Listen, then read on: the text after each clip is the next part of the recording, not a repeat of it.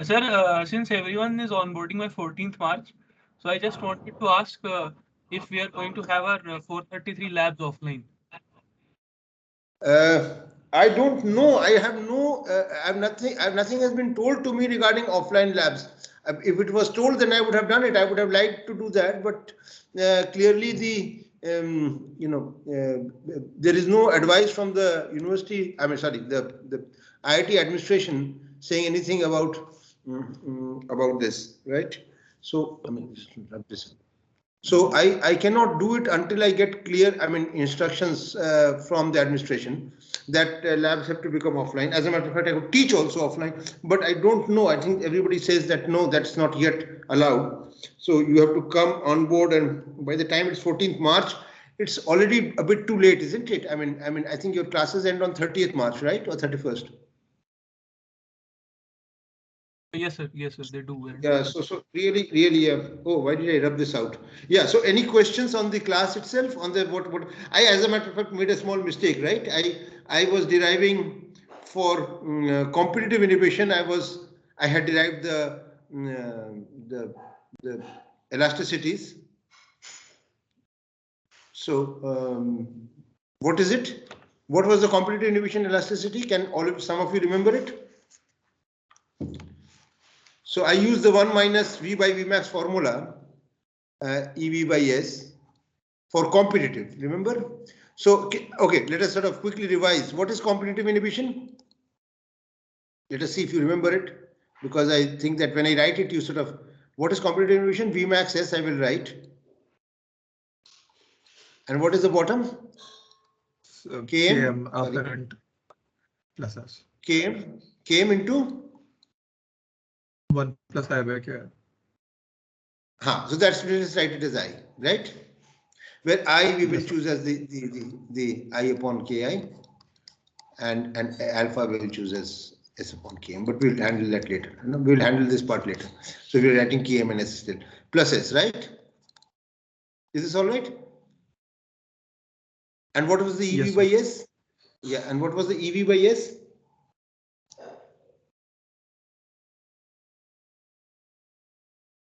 So 1 plus I by 1 plus I plus alpha. 1 plus I upon 1 plus I plus alpha. And of course, as I pointed out, that EV by I, or I actually was minus alpha, minus I actually, right? Minus I upon 1 plus I plus alpha. Is this all right? And essentially what I was trying to argue, that what is the plot of the EV by S for changing values of alpha, for changing values of I. So how does the EV by S plot look like? So notice I told you this, right? I showed you that V by S plots. I mean, first of all, please note that this is a negative number. This is always negative, because obviously inhibitor is negative, and the lowest negative that it can be is -1, right? So when I is very, very large, then this will dominate over these and these two terms, alpha and 1, and therefore this whole thing will become, at the most, because this is I here, there is I here, so the minimum value that it can have is -1. And as I pointed out, that originally the graph was like this, and the inhibitor sort of changes the Km, so the graph becomes like this. And because it becomes like this, the substrate elasticities go to 0 later. So in many ways, the increasing inhibitor concentration, which is preventing the rise of the velocity to its Vmax to a later point, and so the concept is clear, right? Therefore, they retain values of one. See, the elasticity, this EV by S here is actually high here, right? And it is 0 here, the elasticity, not the velocity. And therefore, because this EV by S falls with substrate concentration, right? So if I plot substrate concentration versus EV by S, How does it look like? It obviously falls. At 0 substrate concentration, it is 1. So it starts from 1 and it goes to 0 at high substrate concentrations, right? And this drop now is slower. This drop is normally like this for 0, but this drop is actually slower and slower as inhibitor concentration rises. As inhibitor increases, this rises. So actually, for intermediate substrate concentrations, like this value, for example, notice that as I have here, the elasticity with respect to substrate is the highest. The value may be lower. Here the elasticity is, and here the elasticity is 0. Notice here the elasticity is 0. Here it is, let us say 0.1, and here it will be like 0.4 or 0.5.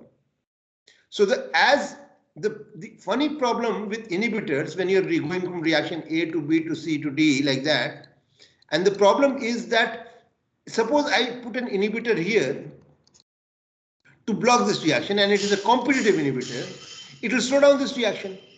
To slow it down further, I will increase the inhibitor even more. The problem is if I increase inhibitor concentration, I will always end up increasing B, because obviously B is no longer being made into C, the reaction rate has slowed down. And so substrate concentration is increasing. And as I increase inhibitor, my sensitivity, my elasticity of the velocity with respect to substrate is also increasing. Are you getting this argument? This is slightly one step further argument. That is that B is now being transported to C with. Now, if the reaction was insensitive to B, then increase in B would not have impacted on C at all. So if this was insensitive, but now it is actually the very purpose of slowing down the reaction by adding inhibitor has actually increased the sensitivity of the reaction to S. As I increase the I actually here, for example, if this was a substrate concentration, my sensitivity was 0. So any further increase in S would have not increased the reaction because EV by S is 0. But as I increase the substrate concentration inhibitor concentration to this point, my elasticity with respect to substrate is high. So actually my reaction will increase when B increases. And as I increase inhibitor further, B increases further as well. So not only B increases, its elasticity with respect to substrate also increases. So both things contribute simultaneously to increasing the rate of reaction. And that is why competitive inhibition is not a very good idea to be used by cells for, and that is why they don't. The competitive inhibition mechanism is almost never used, or very, very rarely used. I mean, can you give me a good example of competitive inhibition, which you hear in the newspapers more or less, and you would have read it in biochemistry textbooks? No. People get alcohol poisoning. You know that, right? Yes, sir. People, what happens? Why do they get alcohol poisoning? I hope you know that, right? They actually end up drinking methanol, because methanol is a very dangerous business because it forms formaldehyde, which kills you, right? Methanol will form formaldehyde and that will kill you. That will go to the bloodbrain and will kill you. So people try to drink. They think they are drinking alcohol, and that is why all spirit is sold as poison, because people try to think they can drink methanol and get drunk. They don't get drunk, they die. And suppose if you mistakenly drink methanol, and this is going to get converted to formaldehyde, what is the medical solution to this?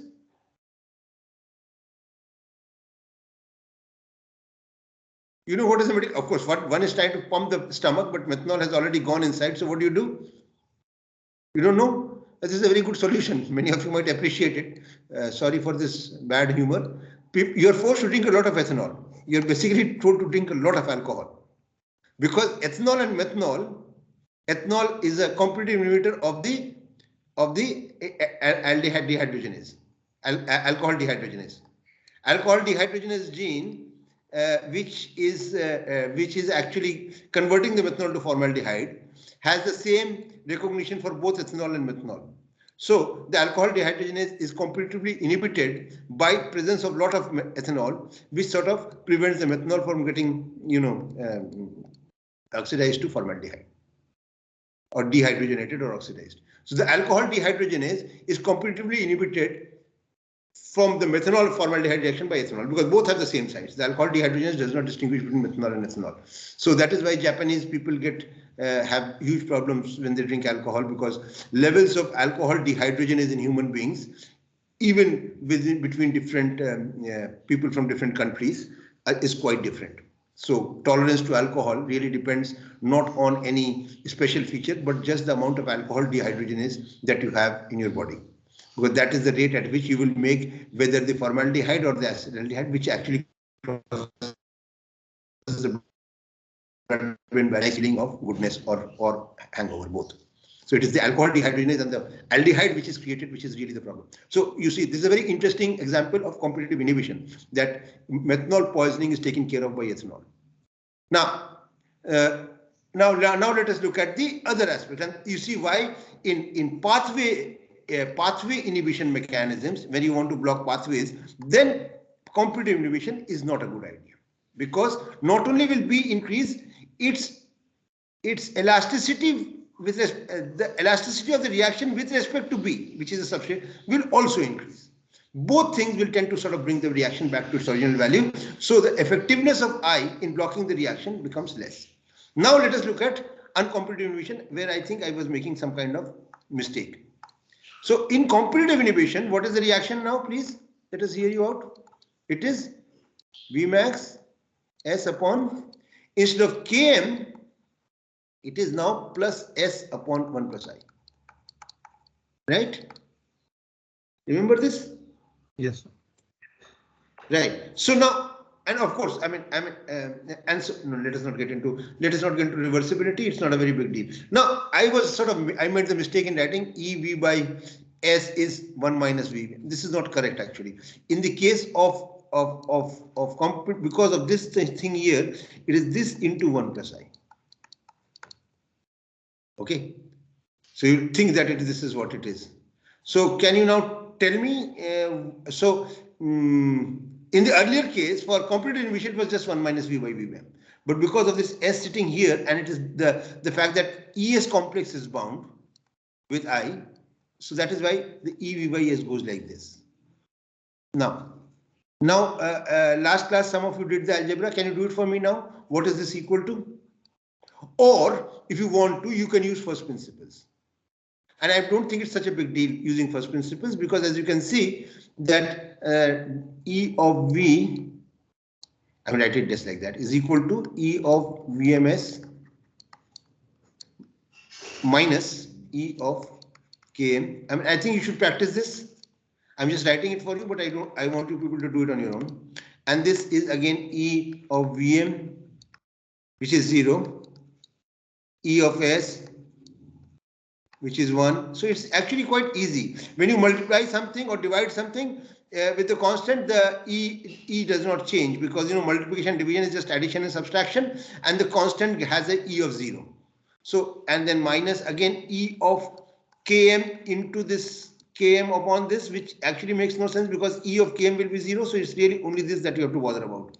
So again, so minus and then plus E of S into 1 plus I into S into 1 plus I upon, I'm sort of trying to push this fast now, Km plus S into 1 plus I, right? And then this is also easy to handle, because so there are lots of constants here, and so you can handle this easily enough by first principles, but I'm giving you the formula here. So can you tell me what this is? I'll wait for 2 minutes. I want you to solve this.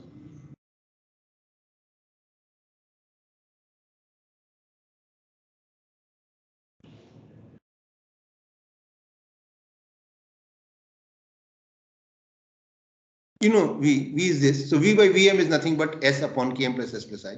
So this is sort of high school algebra. So please go ahead.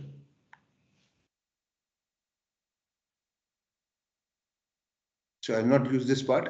You can use first principles to derive it as well. And because I would expect you to be able to derive these expressions easily enough.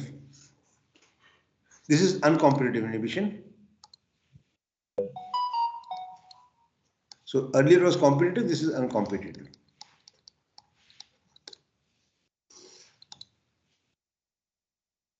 What is this coming to? I mean, you're all waiting for the other guy to do it. So it'll be just Km by Km plus S into 1 plus. So just write it in terms of I. I take I as I upon Ki. It's easier that way, and use alpha as S upon Km. This, I mean, these parameters are far easier to handle. So that is why I'm writing I here instead of I by Ki. So that it will be 1 by 1 plus alpha into 1 plus alpha. 1 plus alpha plus I alpha. Yes, sir. Okay? All of you get this? And 1 plus alpha 1 upon and I will just write this. EV by I is nothing but, and this is also again simple algebra. I sort of derived it very quickly, but yeah, minus I alpha upon 1 plus alpha plus I alpha. And again, you notice this is negative, obviously, because inhibitor is a negative thing. And again, you notice that the maximum value of, sorry, the minimum value, maximum magnitude of this negative value will be when I is very, very high, and that is equal to 1, minus 1, right? That makes sense. Now, really the point that I'm trying to argue here is that what happens and I wanted to think about this, what happens when A to B to C we are going into reaction, and as I said, I add an uncompetitive inhibitor here, and let me call it UI, uncompetitive inhibitor, as opposed to competitive inhibitor, right? If it is an uncompetitive inhibitor to try to slow this reaction down, how does B react? Obviously B will go up, but really the question that we are going to ask is, how does EV by S change? How does this change when I is increased? Are you getting this question? So the real question that we ask is the second order question, not the first question of how is EV by S a function of S?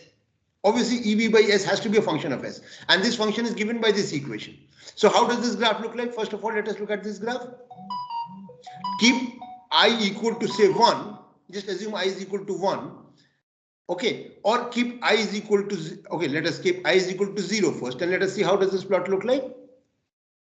If I is equal to 0, 1 upon 1 plus alpha, how does it look like?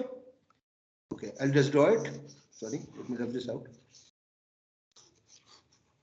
So first of all, let us make a plot of EV by S, uncompetitive versus S, and this is 1 upon 1 plus alpha. So as S is increasing, it is going to 0, and when this is equal to, this is 1, right? So this plot is just like this, right? 1 upon 1 plus alpha, when alpha is going from 0 to substrate 0 substrate to some infinity theoretically, when S is many times Km. Now, how does the plot? Let us make this is I is equal to 0. When I is equal to 1, how does this plot look like? So it is 1 upon 1 plus alpha and 1 upon 1 plus 2 alpha. So when alpha increases, now this is increasing faster, right? Are you getting this argument? So the graph will be like this. So this is, let us say, 1 plus alpha. So now notice that as I is increasing, the drop is faster.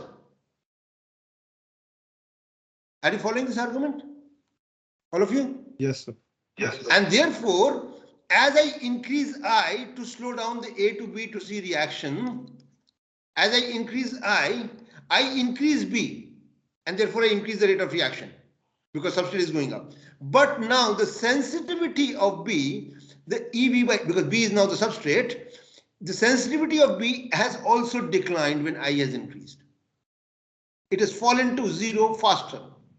And therefore, even though B increases, it is not able to impact the B2C reaction because its elasticity with respect to substrate has declined with increasing I. So when I increase I, I'm actually able to actually slow down the reaction.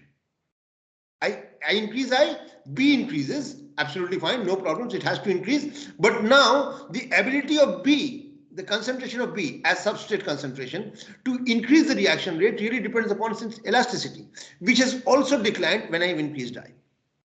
Unlike competitive inhibition where it had increased. So you see now why non-competitive, non-competitive different thing altogether. Uncompetitive inhibition is a much more significant mechanism to slow down metabolic reactions, and therefore most metabolic reactions have uncompetitive inhibitors in cells. Of course, I mean, there are competitive inhibitors also, but so therefore the ability to bind to ES complex in an uncompetitive fashion rather than try to bind to the same point as the same pocket as the substrate binds, the competitive inhibition, that is not a good idea. Okay, so binding at a separate point and slowing down reaction is always a better. So almost all inhibitors tend to not bind to the same pocket as the substrate binds, but to a different pocket and slow down the reaction. And that is also the emergence of allostery, which you have all heard about, which we'll talk about later. Is this argument clear? I hope. I mean, I'm sort of I can't see your faces, so that makes a big problem. And of course, I will leave it to you. And as I said, some of you said that. So I will leave it to you to actually sort of sit down and calculate. So what were the reversible forms? Very quickly, let us mention them. Though, of course, we will not get into all that algebra. So, you know, sort of just to sort of complete the argument. So what was the competitive reversible form? I mentioned it in the last class. Do you remember, any of you? It was the same thing. V is equal to, and we started writing it as Vm by Ks. That makes always more sense, right? Instead of take that S inside and write S minus P by K equivalent. That has to always be true. Because remember, as S approaches P by K equivalent, this has to go to 0. This part has to go to 0 as S approaches. This has to go to 0 as S approaches P by K equivalent. Because that is the equilibrium argument. And in the bottom, I had all those things. 1 plus S by Ks plus I by Ki, right? And then plus P by Kp. This is the, so remember that these were part of the original inhibition equation for Michaelis-Menten kinetics. And these were the part of the competitive inhibition kinetics. In the case of both reversible and competitive, all four are there, sitting there. So that is all that is there, important in this, right? For the case of, as I said, these three were there for inhibition. These three were there for inhibition, and this and this were there for reversibility, and all four are there for reversible competitive inhibition with that S minus P by K equivalent in the numerator to ensure that it goes to 0 as S approaches P. So now in the special case when P is the same as I, then again you will have this and this only. Where P is both the reversible reaction, this happens with glucose, fructose and many of the sugar reactions, then in case you will have only these three terms because I and P become the same. P is both the inhibitor as well as the reverse reaction. So, that is a minor point. In the case of uncompetitive,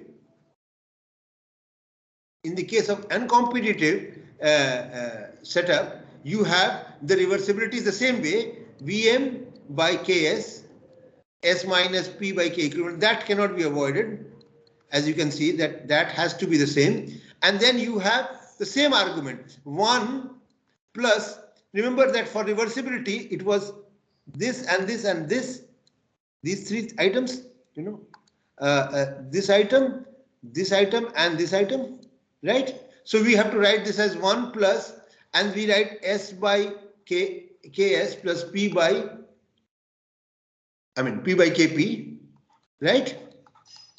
And then remember that for competitive inhibition was S by Ks into 1 plus I, so this into 1 plus I. Because remember that V was what? V was V max S upon Km plus S into 1 plus I. So now again the same mix. This instead of S, we have now S by Ks plus P by Kp, and the whole thing is multiplied by 1 plus I. Here we have 1. We have just taken Km out. Make sense? So instead of S, we write 1 plus I by Ki for this expression here. That is all. So this is the uncompetitive reversible reaction, and this is the competitive reversible reaction. Okay, so they can be both derived from basic principles. Before we derive this, we will teach you more complex enzyme kinetics later on, and sort of try to go ahead with. But before I teach that, I think let us stop here. Let us stop here and ask: is this all of this clear? Because we want to stop here. Okay. Well, we missed out mixed inhibition, or not mixed actually. The special case of mixed inhibition, which is non-competitive, the non-competitive part, and that should be easy enough. At least tell me what is EV by S. First of all, tell me what is the non-competitive. What is the non-competitive equation? The non-competitive equation was V is equal to V max, and only V max was changing. So what is it? 1 plus. So divided by V max divided by 1 plus I, right? Or into 1 by 1 yes, plus sir. I. That is it, right? This was the expression? K plus yes, S? sir. Right. Now tell me what is EV by Into S? S I as hope well. you can have. Huh? Limit.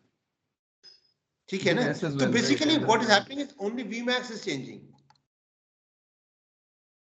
Because really what we had was, equal to V max S upon, Km into 1 plus I by Ki, which is 1 plus I, plus S 1 plus I, right? That was the kind of expression we had, right?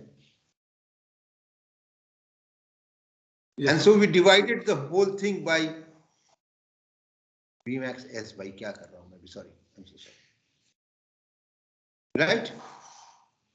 So really only V max becomes V max.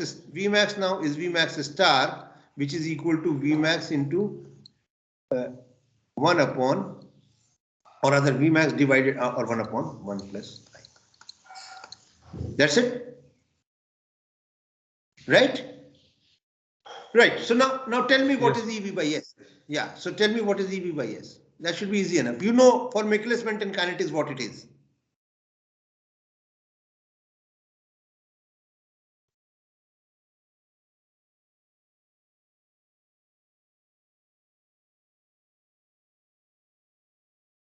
Okay. So I will leave it for you. What is it? Tell me. This is easy enough. What was it for Michaelis-Menten kinetics?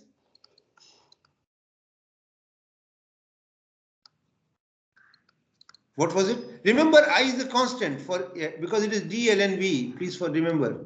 Oh, sorry. It is d is partial derivative. So for all practical purposes, I is a constant.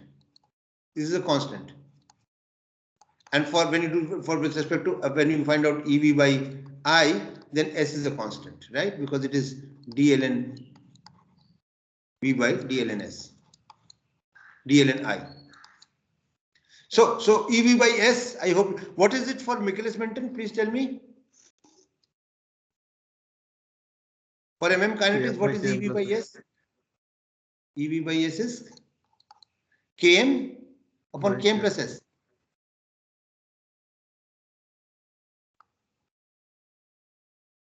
All of you know, are okay with this? I hope. We're not going to revise this again, right? Okay, so check it out. S equal to 0, elasticity is 1. S is equal to infinity, elasticity is 0.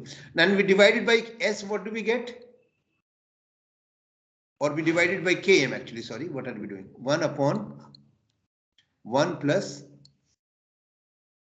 alpha, right? We just now derived it, 1 upon 1 plus alpha. So now, what do you think EV by S will be for this expression? Will it be the same? Should it not be the same? Yes, no? Yes, sir. Sure. Yeah, so that is it. It's the same thing, right? I thought you would say this. Because I just now told you that multiplying by a constant should not change it. Multiplying it by a constant does not change the elasticities. Any constant, right? So let us rub this out. And then you can look at the reversible reaction kinetics as well. So is this clear, or let me not rub it out? Oh, I rubbed it. Anyway, any questions? It's clear, sir. Yeah. Go ahead. So I said it's clear. Sorry, I can't hear you. So I said it's clear, sir. It's clear. Oh, thanks. Yeah, that's a good thing to hear. Yeah. So now I will move on to. We will move on to. I mean, I would have moved on to more complex enzyme kinetics, but before we do that, I think it makes much more sense to do something which is important for the lab practicals, and which is immobilization.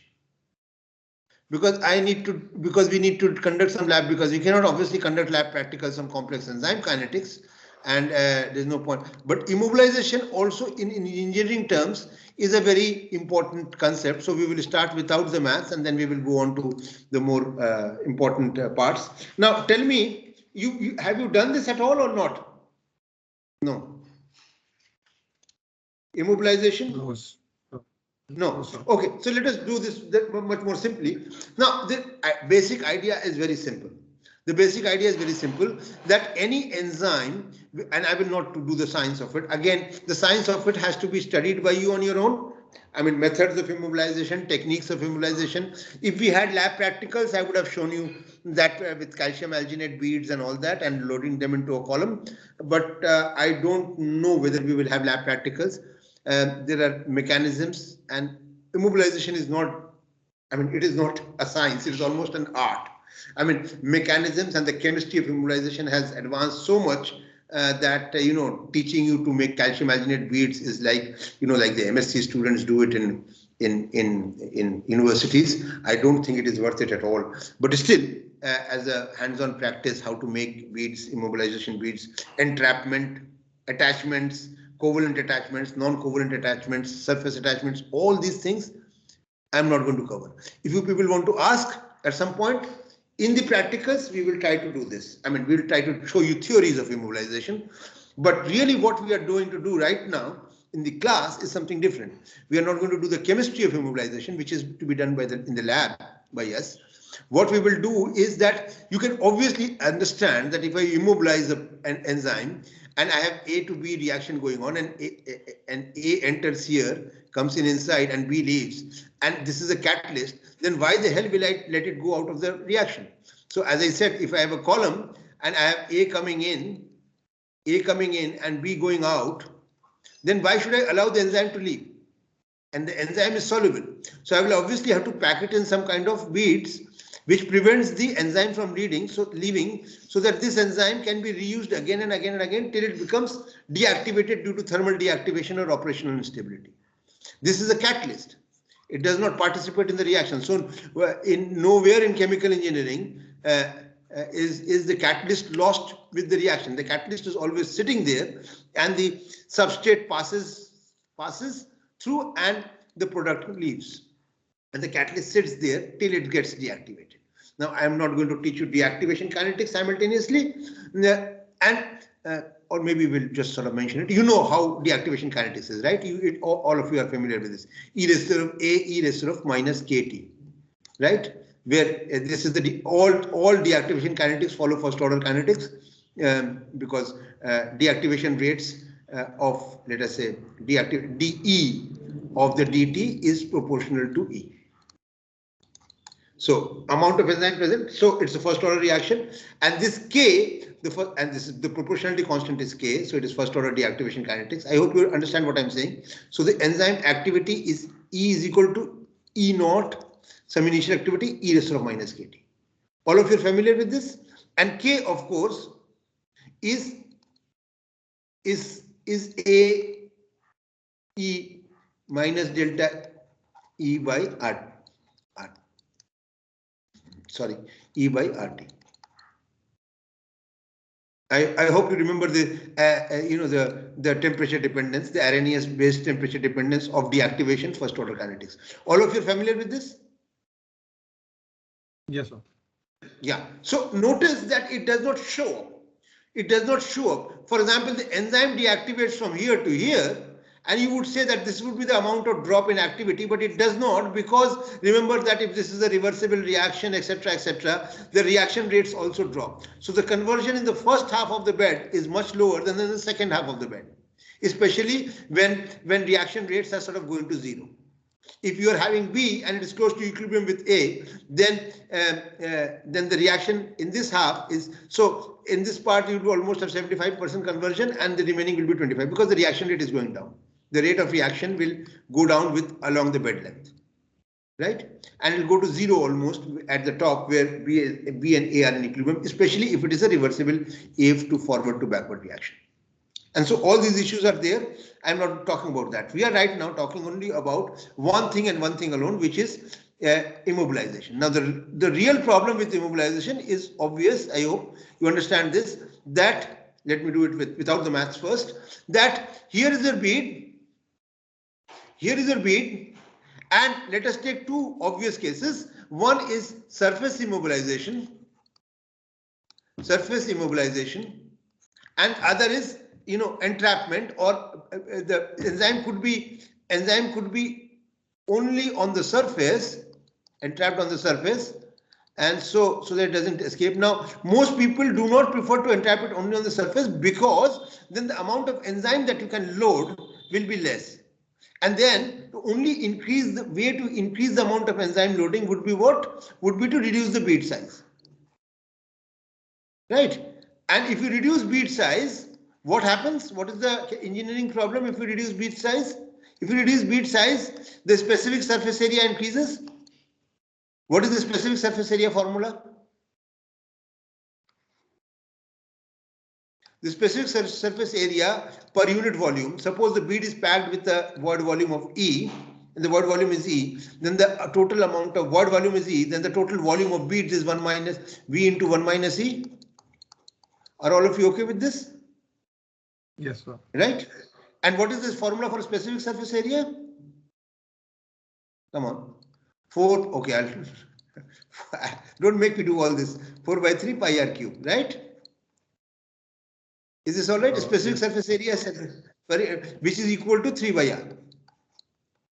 Right? So as I reduce, so therefore the total amount of surface area in a volume of VV is equal to this into 3 by r. This is the total surface area of the beads, right? All of you are familiar with this stuff, this method of calculation, total surface area, because I cannot count the beads, there are millions of them.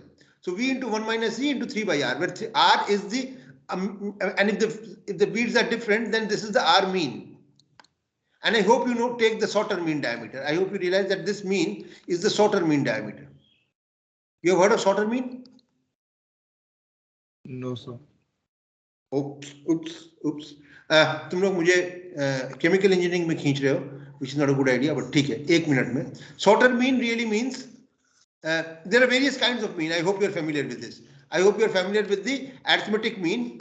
Don't tell me you don't know that. Ri upon n. Okay. And I just now talked about the geometric mean, which is pi Ri, right? I 1 to n raised to power of 1 upon n. This is the geometric mean. You're familiar with both these methods, right? R1, R2, yes, R3 raised to power of 1 by 3 is the geometric mean of these three terms, R1, R2, R3. And R1 plus R2 plus this is geometric mean. And the Sauter mean is to ensure that the surface area is got correctly. So obviously you can realize that the Sauter mean has to be derived from the fundamental principle so that your surface area calculation does not go wrong. You see, this has to be accurately calculated by this R mean. So what kind of mean should you use so that your total surface area does not go wrong? And obviously, just total surface area of beads with different sizes would be given by 4 pi R1 square plus R2 square plus R3 square and so on and so forth, which really is R2 square and so on and so forth, which really is 4 pi summation Ri square is the total surface area, isn't it?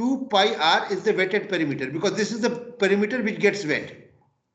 And so this into 4 will become equal to r square r gaya 2 pi 4 pi. This is equal to 2r, which is equal to d. So d for this, the Reynolds number is 4 times cross-sectional area of flow divided by the wetted perimeter. But now when you have beads inside, remember that by that what is that very famous integration ka principle? If the E is the void volume, then this area, this blue area, is also E into pi r square. Right? And you have this diameter RSM. Now, can you tell me the wetted perimeter here? The wetted perimeter here, and what is the cross section of flow? The cross section of flow is nothing but pi r square, which is the larger r, the r of the vessel, the larger vessel, pi r square, right? Into what is the cross section of flow? Into E. This is the cross section of flow, because now E is the void volume. So the same void would be created in this surface, in a cross section when you take a cross section. So the cross section will no longer be pi r square, it will be pi r square into E. And to find out the wetted parameter, think of a complete volume of things packed here, and find out and take unit length here, and find out the surface area of the beads, and that divided by L will be the wetted perimeter all around this. And so I will leave it to you to calculate this, because this is part of basic fluid mechanics course, and I'm not going to get back into fluid mechanics. But essentially, you can find out the wetted perimeter, and therefore you can find out the Reynolds number of flow, which now will, remember, depend on this R and not this large R. As a matter of fact, this large R has no role to play at all in this process. The Reynolds number depends on the radius of the beads and not on the radius of the vessel.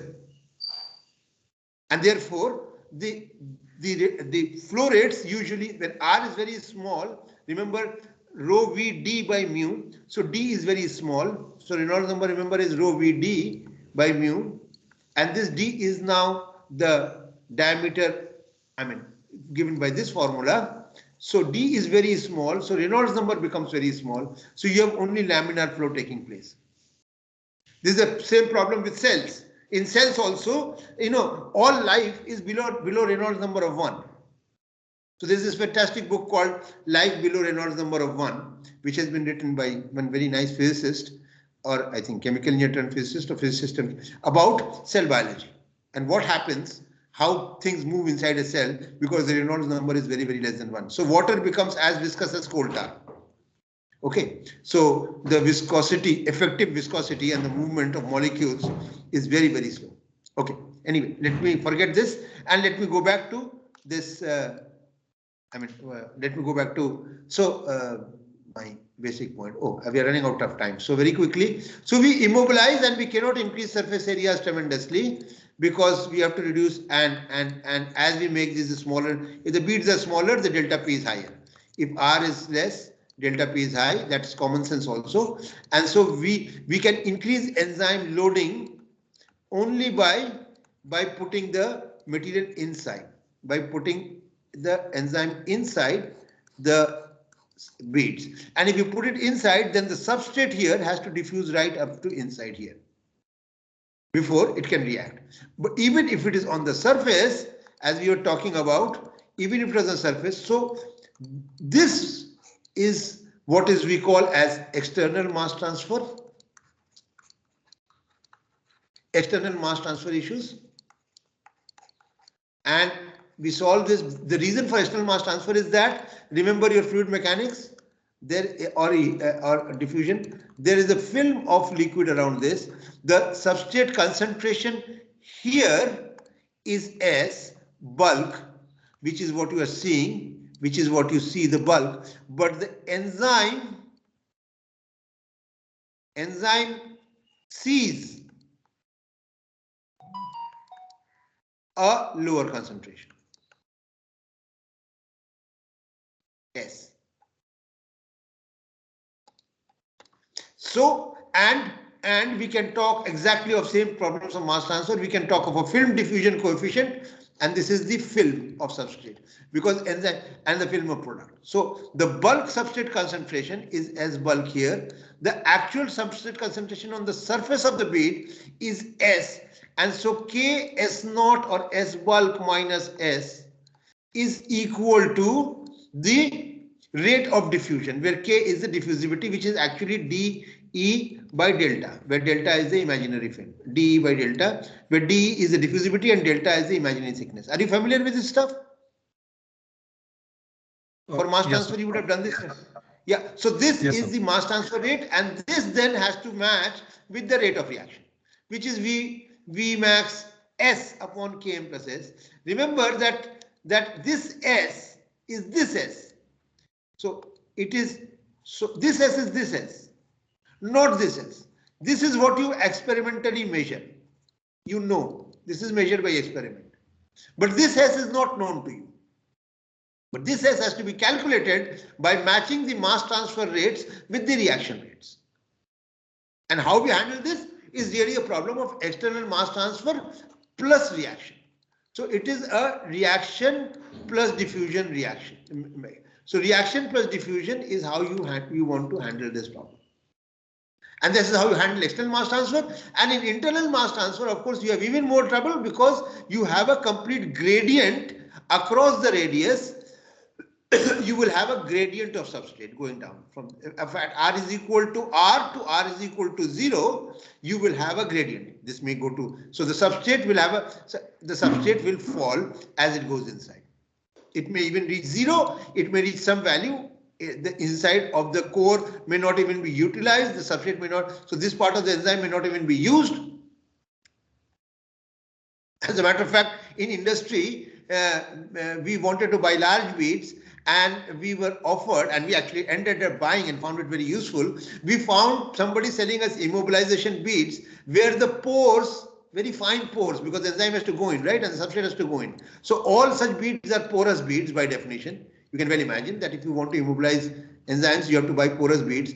And he came to us with this fantastic solution saying porous beads, but the core is solid. Because anyway, the substrate never penetrates the core. So why waste allowing enzymes to go inside the pore? And so we saved some money on enzymes immobilization, because he said the core is anyway not going to be utilized because your enzyme is very fast reacting kinetics. You do your calculations, immobilization calculations, and we checked it and we found that the core was never utilized. The enzyme was never utilized inside the core. It just sat there because the substrate concentration fell to 0 too quickly. And so he sold us enzyme immobilized columns, and I think he's a good, he was a good, marketing person, where you actually have the core as solid. So, so immobilization again, so the reaction rate will have to be calculated with what the enzyme sees and not what you have, and not S bulk. And this relationship has to be developed in terms of diffusion kinetics plus reaction, which is not a very difficult part of, we will do the algebra in the next class. Not the algebra, a little bit of differential equations in the next class. Okay, thank you. We are running out of time, sorry. Is this clear? Thank you, sir. Yeah. Yes, sir. Yeah, thanks. Yes. Okay. So next class, and as I said, please tell your colleagues to attend. Yeah, sorry, thank you. Yeah. So for the term paper, is you said that we have to write like 4 pages. So is the 4 pages a hard limit, or can we like exceed that 4 pages? You write anything you write, it has to be creative. It has to not to be plagiarized. Fine. It is an exploratory exercise. Please treat it as a decent exercise and not something to fetch high marks. Somewhere along the line, I do not know how, I will not be able to interact with you personally, but it is I really hope that some of you can get enthused to do some academics just for the sake of it. Enzymes, choose this area as immobilization or kinetics or anything that you find interesting. That is why I gave you that freedom. The seminar is an exploratory exercise. 4 pages is a suggestion, no hard limits. You have a very creative thing to say in 2 pages, I am absolutely fine with it actually. Or if you think that you need 10 pages to justify what you have thought about, but you have read something and not just copied it from a text. And it is very obvious to make out when you have copied. So some of you, I hope more than 50% will actually see this as an opportunity to read something on their own. It's like a self-study. Questions? So we'll stop the class here. Sorry, I should have ended it by 9:50, so I've given you time for questions. On Friday, we will discuss, and anyway, Saturday is also a class, right? Both Friday and Saturday are classes. Yeah, Saturday is a class because of the 2 days of holidays. You people are not actually allowed holidays because of such a short semester. So Saturday will work like Tuesday, which means that Saturday there will be a class.